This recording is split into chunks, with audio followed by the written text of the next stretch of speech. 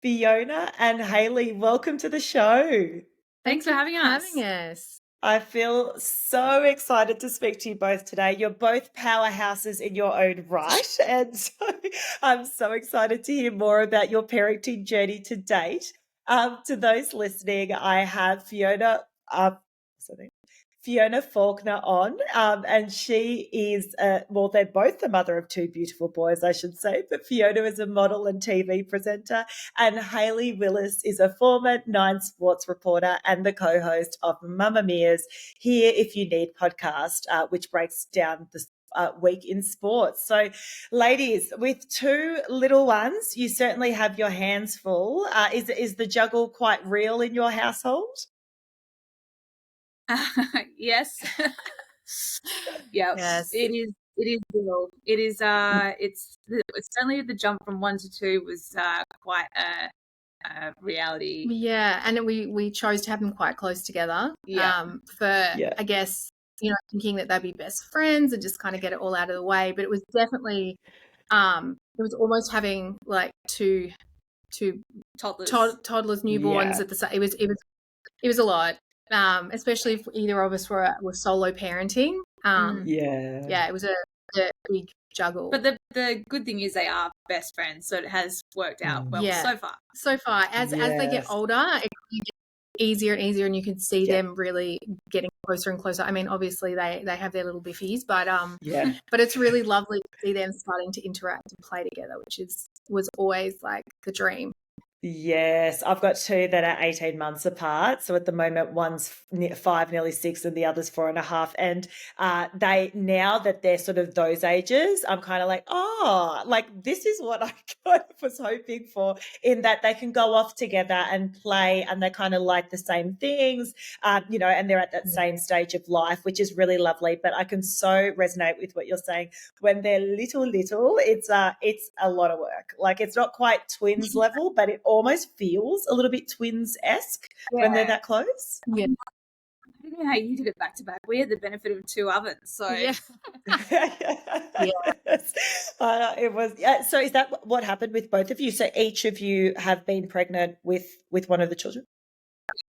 Yeah. So Fiona had Hunter, Spencer. Oh, wow. Yeah.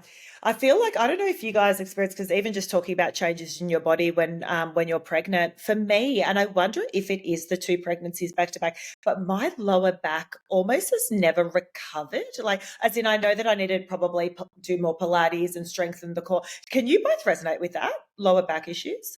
Okay. Yeah. I'm my back cactus. Really?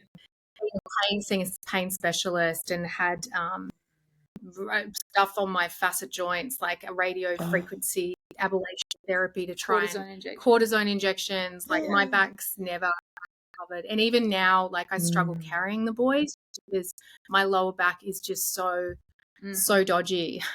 Crazy. To start with, it wasn't great. Yeah, I mean, prior to pregnancy, I've always had a bit of a dodgy back, but like, I think pregnancy was sort of the little nail in the coffin for my back. There's now talk of me having a spinal fusion, but I'm trying to that's last resort and as far down the track as I can push it, and I'll just try and manage it all without resorting to that. But Pilates and things like that, trying to build all the core muscles to try and support the spine is really important. No, that's really interesting. I want to kick it off actually with a discussion around how the two of you met. But actually, first, before I even kick that off, I'd love to know, are you guys wearing Motto fashions as well? Outfits? We are, yes. Yeah. So, I love it. So a bit of a shout out to our episode sponsor, Motto Fashions. So for those of you listening who would like to see what we look like, we are on Instagram, as our little episode trailer will be there. And we're also you can watch the whole episode on YouTube as well. So yes, shout out. And Fee, how did you get involved with Motto before we kick it off? They reached out to me over a year ago, and at that time I was really busy, and I wasn't able to take on any new clients. And then more recently they reached out again, and I was able to sort of open up, and, you know, as the kids get older and need less of me, I can kind of get back into work. So jumped on board to working with them, and I just love what they offer. You know, I have completely different style sense to the designers, and everyone, they sort of get on board. Everyone's kind of got a different take on how to style all their outfits, but there's some really amazing core pieces there that you can just, you know, create your own kind of look. And I love it, what they've got, and I really love working with them. They're such a great company. Yeah, very versatile. I think, as you said, with a lot of their designs, it's almost like something for everyone. So for those of you listening, I'll pop their details in the show notes as well. Definitely one to check out. Now, ladies, I was reading an article on Honey 9 and about this beautiful story about how you guys met. So I want to start there. So basically, I heard that Hayley, you were browsing through the Explore page on Insta, and after a few drinks, and then did a little bit of a DM shout to Fee, and you know, something along the lines of, what are the chances of me taking you out for a drink someday? And firstly, I'm like, drop the mic on that confidence. That is epic. So much respect for like just going straight in. How was that? Like, how was that to receive? Like, what was going on for you? For me, well, I was actually at the time in Canada on a shoot, and I'd lost my passport. So literally the day after, the day she messaged, I was in Canada stuck for a week with nothing to do. So I was like, I've got all this time in the world to be on my phone. And I was obviously like sitting around, got nothing to do, and got that message through. And I was with a friend, and I was like, wow, like this chick like seems really hot and like pretty confident, quite sexy. And she, you know, she just looked beautiful and normal and kind. She had normal, beautiful. Well, you know, there's some out there. Yeah. And she just, I was like, sure. If I ever get back to Australia, let's do it. It's funny. I actually, I put up all our. I was wondering how to get back to that very first conversation on Instagram, and I actually managed to just through words. But I read through the conversation because.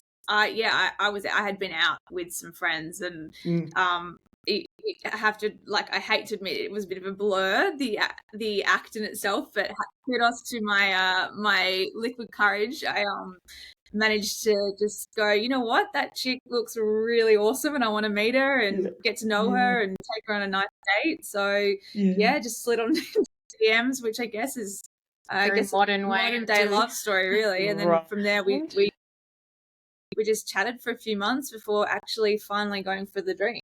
Yes. Yeah. I got back to Australia and things were busy. Yeah. And then it's amazing you were able to sustain the chat for that long as well. Like, because often that will fizzle out. Like, that says a lot about like the immediate connection, right? Funny you say that, because Fiona is hopeless on text. Like, I'd be like, how's your day? Like, good. And that's it. That's all I get. So there was a few weeks where I was like, this is hard work. Like, I don't know if I can keep this up. And like, you're probably in transit and just busy and I don't know, just thinking of a million other things. But eventually when she did get back to Australia, I was like, are we going to go for that drink? And she was like, yeah, sure, let's do it. And then so it was hard work doing the chat for a little bit, but we got there eventually. I'm much better in person, and I'm more once I've met you. I'm not very good at doing too much with a message. I'm like, let's just meet up. Like, that is, I'm so much better at talking. Let's do that. And we did it. Way better in the wild. Yeah. No, I love that. And so I did read that when you guys were out, I think whether it was your first date, but you were out together and you did have some guys approach you at the time. And, you know, then they thought perhaps you were two single moms just having a drink. And then you said, no, we're actually out on a date. And they were sort of kind of commenting like, oh, that's really hot, or, you know, whatever. And you guys then were like, cool, not our vibe, and left the restaurant. Now, please correct me if I misinterpreted that story, but that's how I read it. And I guess what I'd love to know is, and particularly now, since becoming parents, do you think society has really evolved? Because there's such a lot of messaging around valuing diversification and being inclusive and all of these sort of things. Do you ever feel judged being in a same-sex relationship as mums? I think we've come a long way, but there's definitely a long way we still have to go. We've spoken before about it, but I actually on Mother's Day received a message from a lady who decided to start messaging me and questioning. And look, normally I wouldn't probably respond and rise to the occasion, but she got me on. Must have been a day when I was a bit feisty, and I did respond, and I've explained that we're two mums, and she was essentially just questioning how can we celebrate Mother's Day if there's no father to celebrate us. And Fiona, I remember you sent it to me, and I thought about whether we should go back and forth, and I thought in those moments sometimes it's nice to educate someone, which is probably, you don't always have the energy to do it, but you did, and we went back and simply explained our situation, and then she came back with some pretty hurtful commentary. So like you said, we've definitely come a long way. I think that there's always steps to be taken to get better. There's always room for improvement. But we can now walk down the street, certainly in our area anyway, where we live, holding hands with our two boys. No one questions it. I think there's definitely certain areas you probably couldn't do that, and that's fine. I think that's just a sign that we need. There's time to go to improve that. But certainly, as two mums. And look, I mean, it's quite normal for us to be somewhere and people just assume we're either sisters with kids or friends with kids. But I'm of the mentality, if someone says I will always say my wife, and I will never be ashamed of saying that. And I think and I never mean it to offend someone who's not made that assumption. I just feel that I just want you to know that, Hayley, we are married and she's my wife and these are our beautiful children. And whenever I do make it the correction, it's not people say, oh, I'm so sorry. And I'm not taking any offense. I just want to be known as my true self and my family. Yeah, yeah. How old are the boys, your little ones? 2 and 3. Yeah. 2 and 3. So daycare yet? Yes. Yeah. So because I was just curious as well, in like those environments, do you, I mean, probably a bit young, 3, but have you ever thought about if, one of your children come home at some point and is sort of like, oh, I just noticed some other families, have mums and dads. That's a bit different in our household. Have you? And I asked, for example, Sean Zapps, I'm not sure if you know him, but he's a beautiful gay dad. And I asked him a similar question and he said it's something that really, it does play on his mind. He hasn't had the that presented to him yet, but he has had a lot of thoughts about it. I was curious as to whether the two of you have sort of thought as to how you would, go about that conversation. I guess we've really equipped ourselves from an early stage with a lot of books and things that are really inclusive and obviously and books that illustrate our family dynamic. So that is something that we, since the boys have been little, we do story time every night before bed. And so they've had stories read to them where there's a family with 2 mums or 2 dads. There's and that every and one parent instead of 2, or a grandmother with 2 kids, and just normalizing every family is different. And whenever we run past the part where there's 2 mums, I'm like, just like you've got 2 mummies. Other people have a mummy and a daddy, but you boys have 2 mummies. Aren't you lucky? Yeah. And it's just something that we've been doing since Word Dot. So I think that in itself, them seeing themselves represented in the books that they read is a big step forward.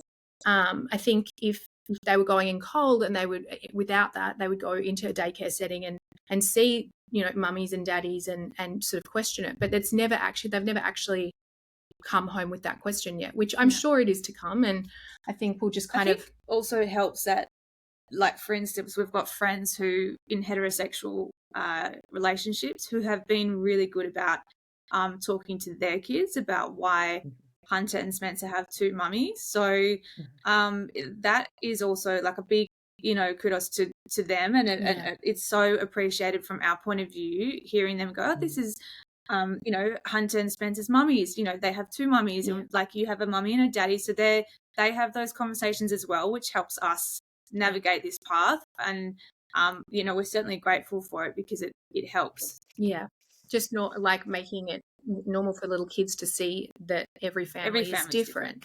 So there's not those questions coming from their peers. It's really, really beneficial.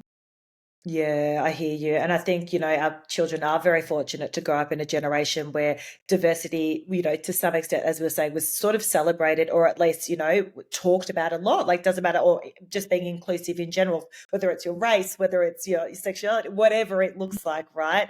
It's very much, the message out there. Certainly what I try to do with my boys as well is just like everyone is different, honor everyone, and celebrate their differences, whatever that looks like. I'm curious as well. The mental load is a big thing for couples, and often in a heterosexual relationship, a lot of the mums I speak to, I'm stereotyping, on average, the mums will say, look, my partner doesn't understand the mental load that, all the things I've got on my to-do list and all the things, I'll try to delegate where I can, but sometimes it's just even easier for me to just do the things when it comes to the household tasks and duties for the children, etc. I was curious, in your relationship, do you find that you also sort of, struggle navigating that mental load? Do you feel as though you play in quite well as a team? What does it look like? I guess we try and do it together as a team.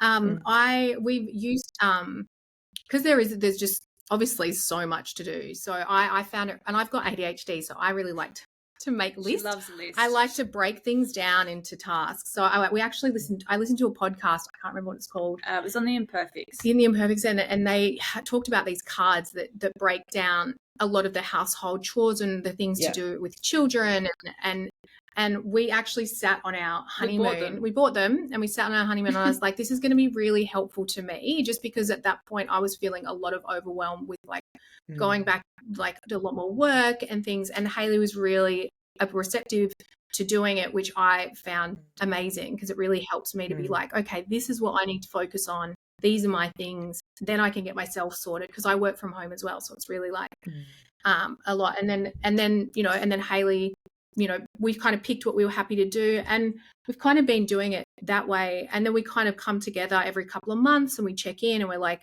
so are you still cool to be doing the shopping, or do you want me to take over lunches, the garbage bins? The garbage bins. Really, it honestly is those day-to-day chores that you don't really think about.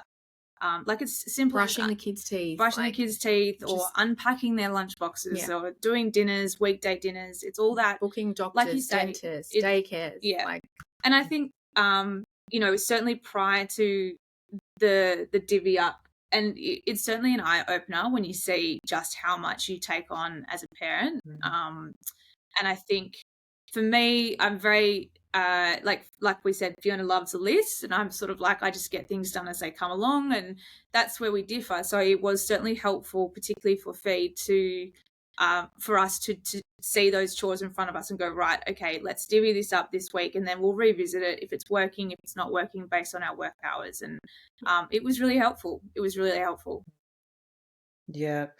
Have you come across the situation? What I love about hearing that example from yourselves is that you are revisiting it, because that's the biggest thing. Nothing's set in stone, and what was working 3 months ago as to what you were doing, you always do need to be agile. I'm sure with work schedules as well and things like that, they continue to move. Is that check-in really important for you guys?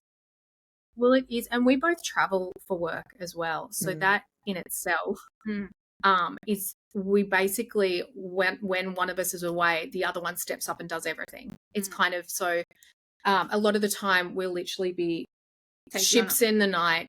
We won't see each other for a week, because Hayley will be off, and then she'll get home, tag team in, and I'm off for a couple of days. And it's certainly been this year particularly, it's been a big year of travel for myself and Fee. I think I'm going into a new role in the near future, so which will mean not as much travel, which is good for us. But certainly that's a good example of where we had to go, okay, you're taking on everything whilst I'm away, I'm taking on everything whilst you're away, where can we help out in some way, shape or form? But at the end of the day, like you said, teamwork is you have to be a team.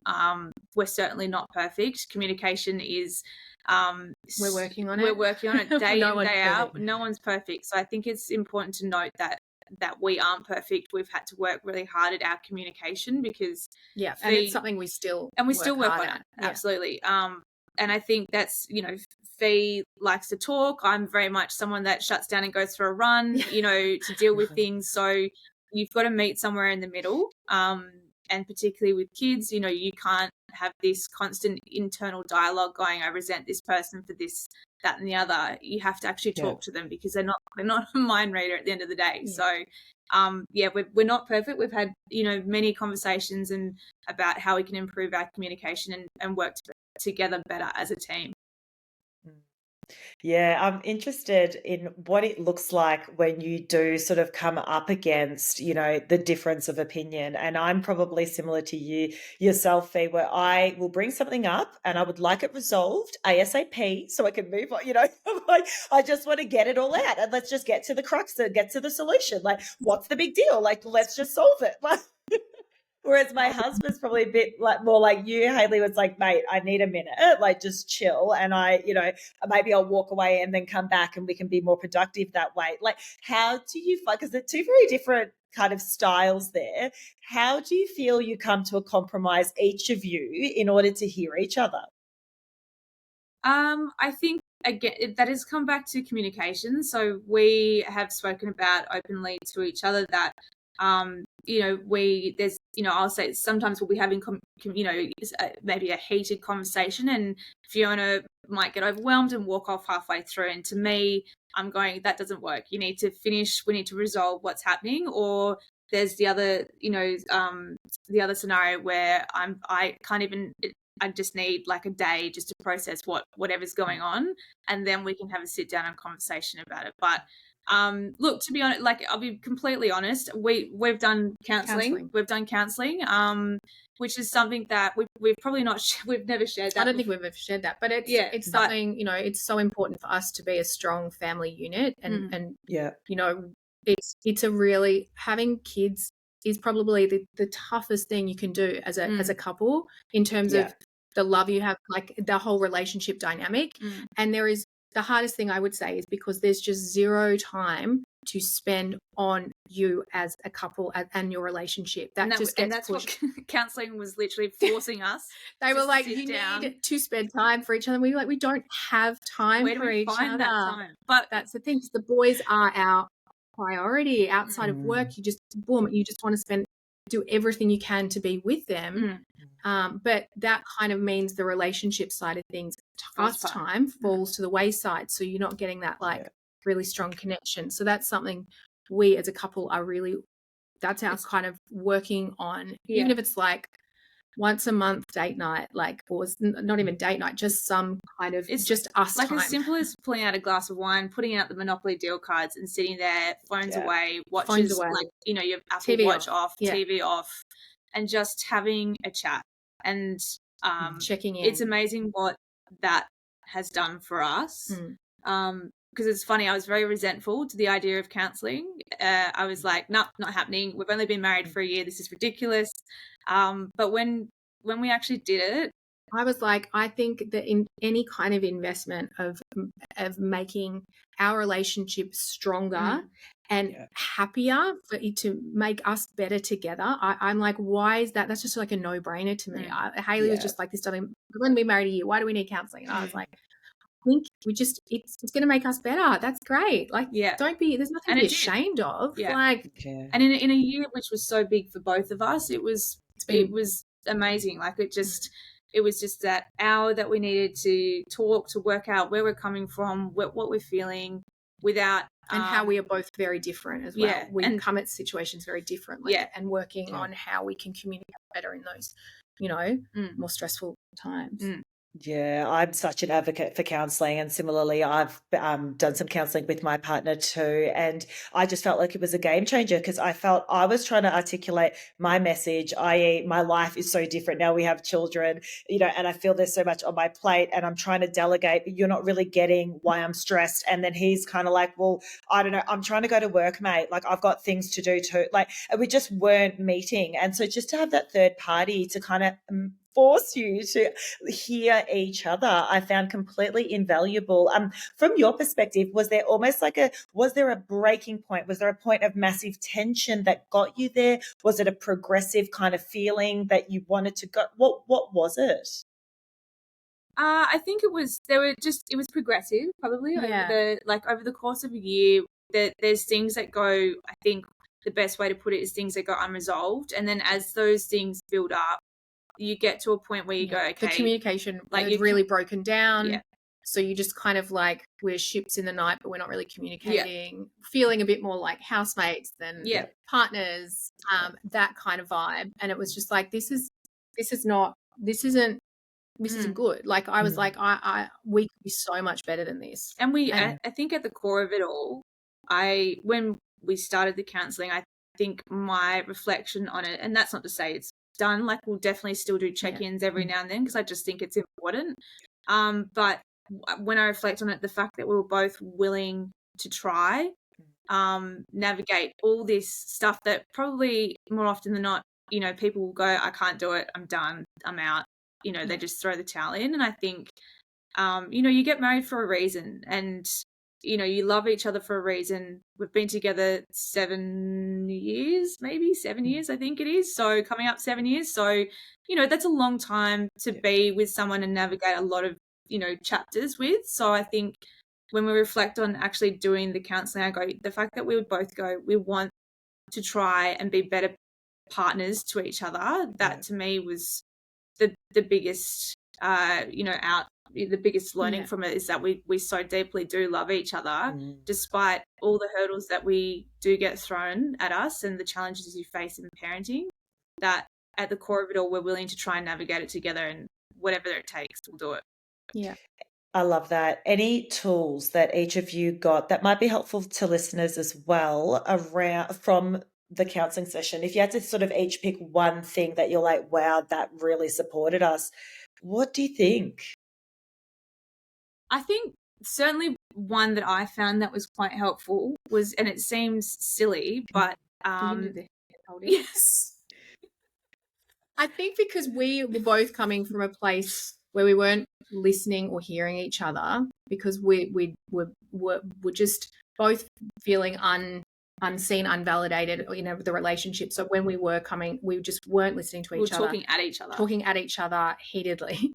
She made us hold, I think it was a pen. Anyway, whoever had the pen, and you couldn't go on for, I'm not talking you hold it for like 10, 15 minutes, but you'd hold the pen and talk about something that was either bothering you, but it would be, instead of saying you say, I feel this way because of this situation. And so whilst you're holding the pen, that's your turn to speak. And then I would have to listen to what she said and validate what I've said, interpret it and respond and say, so this is what you're trying to say, and I understand this. And then I would say, I feel heard. Yeah. Yes, that's exactly what I've said. Yeah. But whilst you're holding the pen, that's you talking. Yeah. Or it can be anything, glasses, whatever, just an object really. But, and not, like I said, not going on for 15 minutes. It's sort of in small increments I feel like I've taken on a huge amount of work this week, and I feel like you're not, understanding that I'm really stressed out at work at the moment. And then she would take it and say, okay, I feel, what I'm hearing is this. So I felt heard.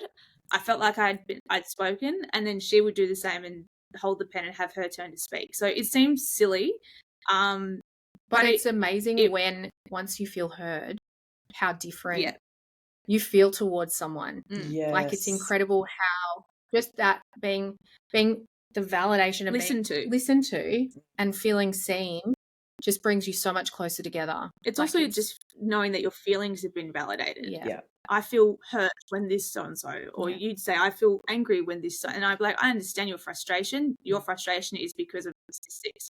Yes. So it seems, when you say it out loud, it seems silly, but it actually was a really good because we've just, and we do terrible, it at home. Yeah, we're terrible at communication, and it's something we still are working on, because we just communicate in different ways. Yeah, I love that. And that's really great for those listening as well, to sort of consider if you feel like you're getting a little bit stuck on the communication front. As you were saying, feeling heard, which is so critical.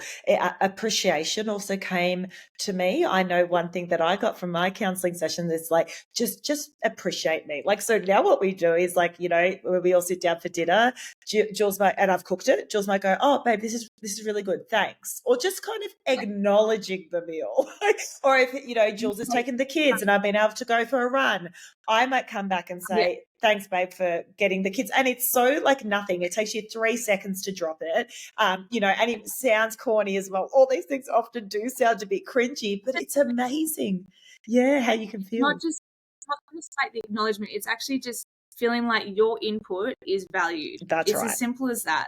Yeah. You want to feel like your input into the relationship, your input as a mum is valued. And it's, it's like, you were like, so you want me to say thank you a lot? And I was like, no, it's not that.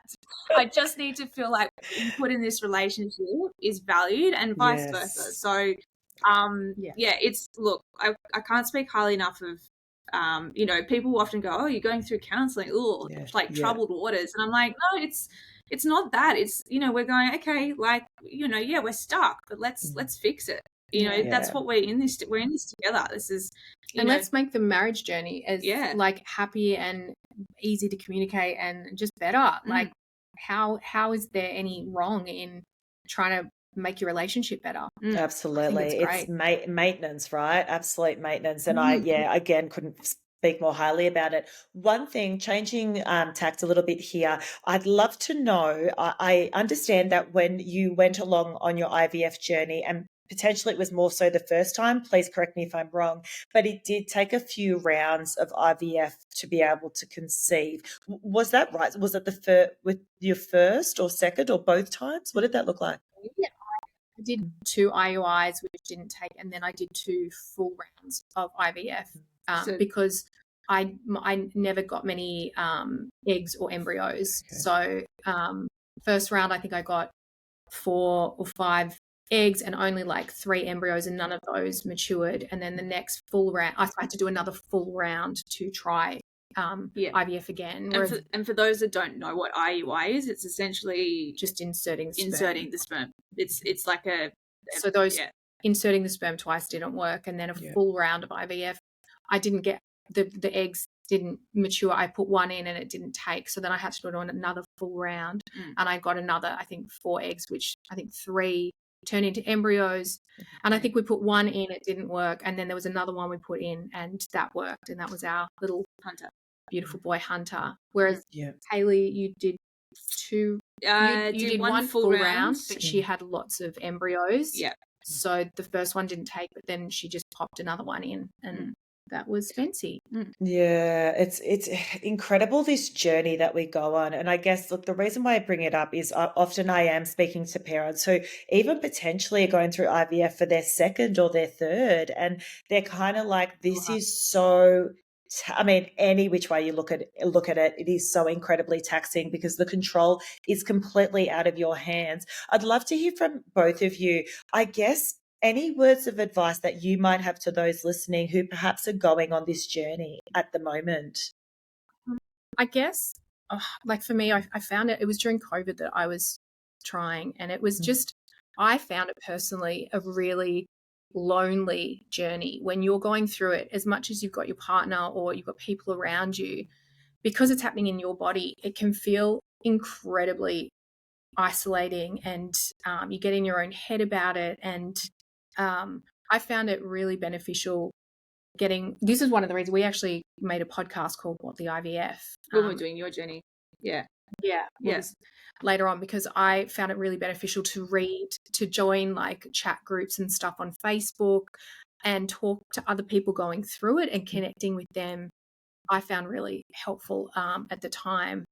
I think also it's important to like, it sounds really corny, I guess, but just be kind to yourself. I think you need to allow yourself time to process if it hasn't worked.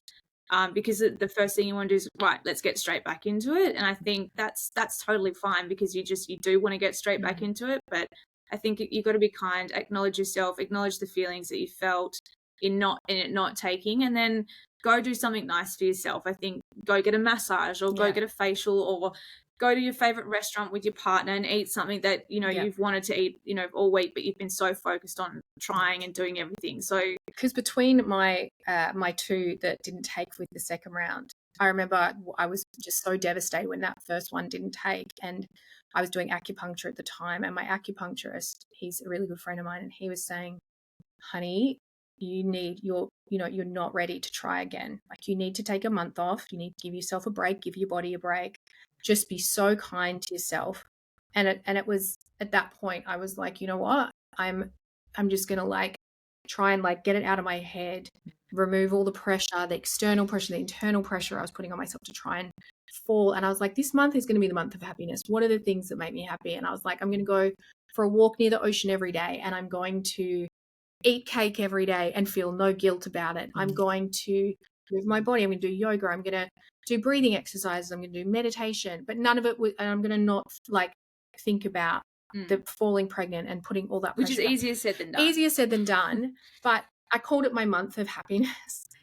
And I don't know, look, it's so, everyone gets their hopes up at anything that worked. But for me, my next round, I feel like I went into it a lot with a better frame of mind. With a better frame of mind, because I just kind of prepared myself a bit. Just had a break, had some downtime. And as well, I think stress plays a huge role in your body's ability to carry. My sister went through 10 rounds of IVF to have her 2 babies, and we got her on our podcast, and she was saying that she couldn't fall in Sydney. They were living in an apartment, and they were waiting to buy their house to see if she fell pregnant to get a bigger house. So they just stayed in this apartment doing round after round. It wasn't working, and there was so much pressure on her to fall, because then they could move their life forward. And eventually she was like, I just can't do this anymore. So they both got new jobs, moved to Adelaide, bought a new big reset, big house. They had an embryo back in Sydney. Once they were settled there, they had the embryo transferred, and first go it took. So removing all of that external stress and pressure, and just moving forward with life, what will be. And she felt it was crazy, and she had tried round. Oh. Yeah, I got chills as you said that. Wow, I find what a harrowing journey to sort of, get your precious baby. And I'm curious as well, Fee, I read somewhere that you have suffered anxiety in the past. Is that correct? So I'm just curious, with that, were you using similar tools? And what tools do you have in your toolkit when you do feel the anxiety bubbling up to the surface? I guess, it's kind of been a long journey, but I've never been fully, I guess, anxiety. Are you saying without anxiety? Yeah. That's not what I was going to say. Sorry, I thought you were. Know what I was going to say. I actually have ADHD, which I was diagnosed with in year 12 at school, and I was medicated for a few years. And after I had Hunter, I was feeling really overwhelmed, and Hayley was like, I think you need to go see someone. And I was like, I don't think I'm depressed. No, I didn't think you were depressed. I was feeling hard, life. I was just feeling really overwhelmed with just daily tasks, like just looking after a baby, but also trying to work and just household stuff. Just I work from home, just doing all the things. And a friend of mine I spoke to, who was in her 40s, was like, oh, your symptoms sound like middle-aged ADHD. And so I looked into it, and I was like, oh, wow, that's all the stuff that I'm feeling. And so I went and got re-diagnosed and back on my meds, and I found it really, for me, it's been a bit of a game changer.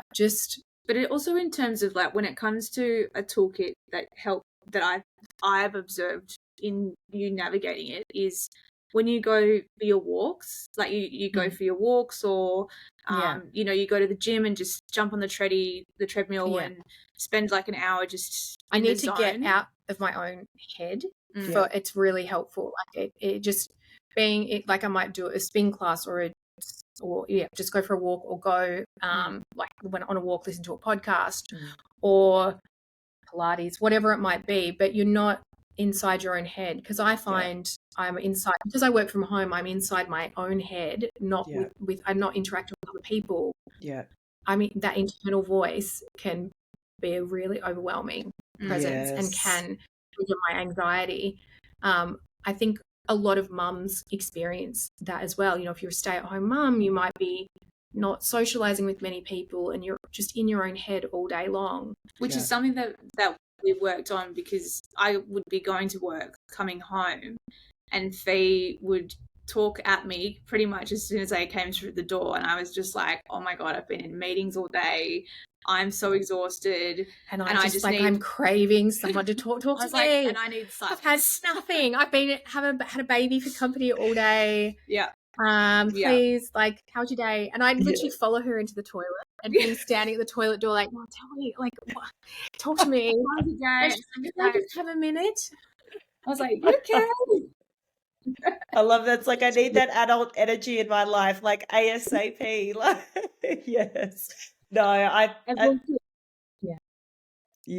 think it's really interesting. And look, I totally hear you, Fee. Like, I actually similarly, I experience anxiety a fair bit. It's like this, you know, I'm a recovering perfectionist at best, so I can to some extent relate. I don't have the ADHD symptoms, however, you know, that feeling of just feeling like it's all a lot. And then I find sometimes that our kids can obviously trigger that without meaning to. And I know, for example, if, you know, I feel as though, like, my kid recently had to get, I mean, this is very minor. And so for those listening who are going through much bigger things, I have so much respect for that. So, but from my perspective, what happened with my son was he needed to get some glasses for when he's reading, and we went through a bit of a process, not knowing what it was for a bit, and does he need them, does he not? Anyway, so he ends up getting the glasses. But I mention it because, you know, particularly when it comes to our children, we can often feel this extra layer of this mama bear anxiety, like, I just want them to be okay, and I just, you know, whatever that looks like.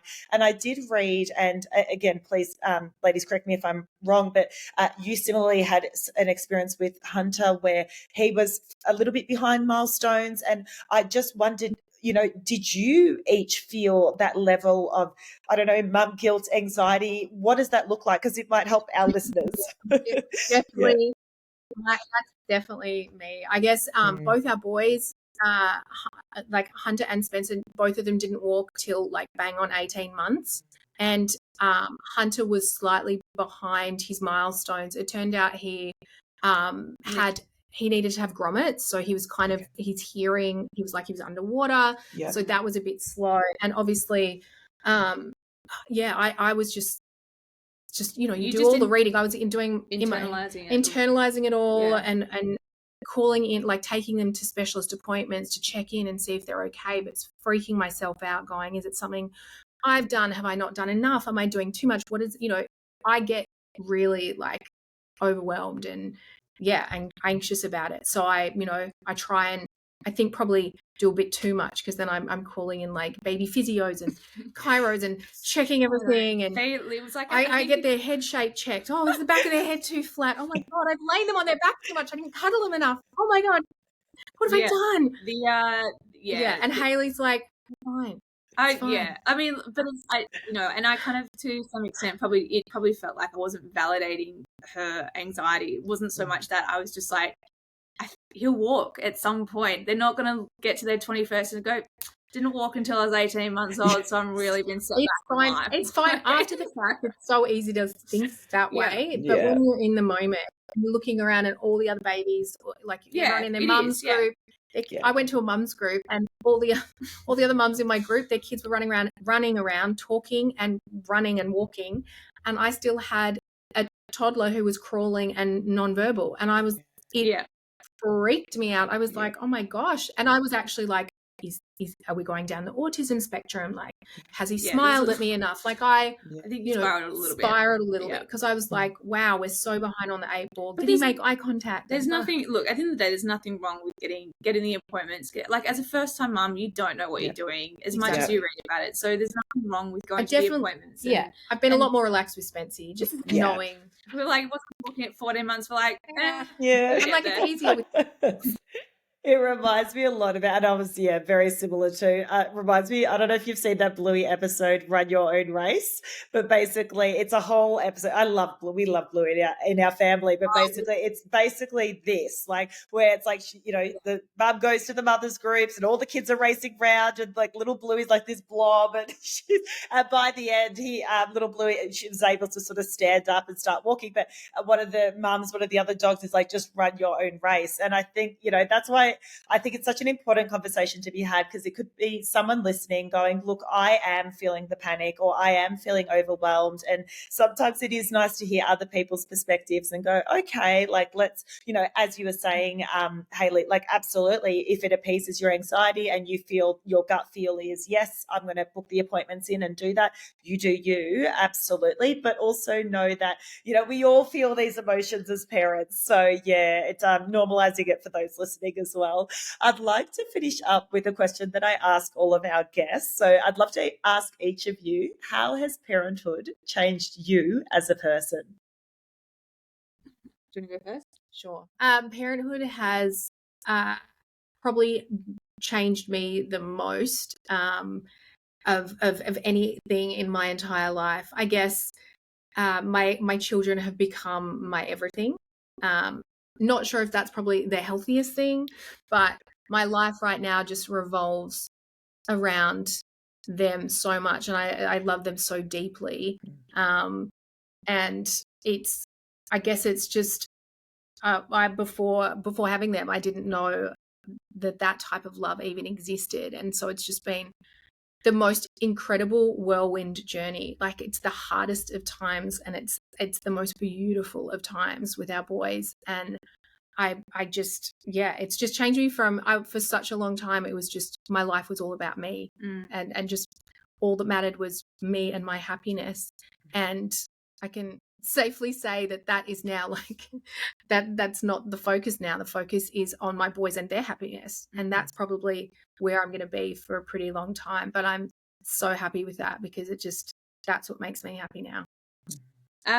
For me, how parenthood has changed me, I think certainly you feel like you now have like 8 arms. Like you manage to juggle like an octopus so much in life that sometimes you can often forget, which is, as we've touched on today, about each other. So I think, whilst very much our focus is the happiness of our boys, and it's often, I'll say to myself, the easiest part of our lives, the boys themselves are actually the easiest part. It's everything that goes with it that becomes, being a parent is the challenge. So, you certainly, the juggle, you certainly feel that as a parent, but, the changing me, I think it's helped me be a better person, be a better partner in terms of learning to communicate better, learning to love better, learning to be more empathetic, understanding.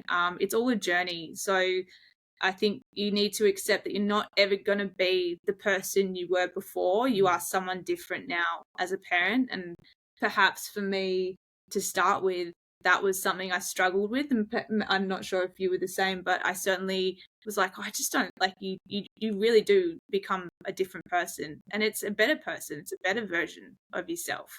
And I think, that's probably where, my biggest lessons and learnings, and but I'm grateful for all of them. It's a journey that I wouldn't change for anything.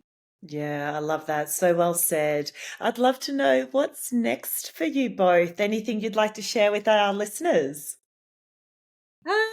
I think at the moment we, as we've sort of touched on today, it's been a big 12 months for us as a team and as partners. I think we're, I'm about to embark on a new role in my career, and I think which will allow for more time as a family. So I think our focus right now is just really spending more quality time together. It's been such a crazy year. It has, past year with, you know, as I said, we've been a lot of the time ships in the night. So I think the next 12 months for us is just a lot more time focusing inwards on us, the family dynamic, and just, you know, spending quality time together. And I'm sure Fee's got, you know, house renovations and a list as long as the day is long, as long as the day is long. But I think, yeah. I was like, hey, I had thoughts on tiles in our bathroom. I'm like, the tiles are fine. But I think, you know, just focusing on quality time, not so much quantity of time, which is and hopefully there is more quantity of time. So, but it's no like huge announcements or anything like that. No. We're just happy to be doing our own little thing. It'd be nice to have you for 12 months. I love that. Well, thank you so much for both of you for your time. And for those listening, I'll be sure to pop both of your Instagram handles in the show notes as well. So thanks again. Thank you so much. It's been a pleasure talking to you.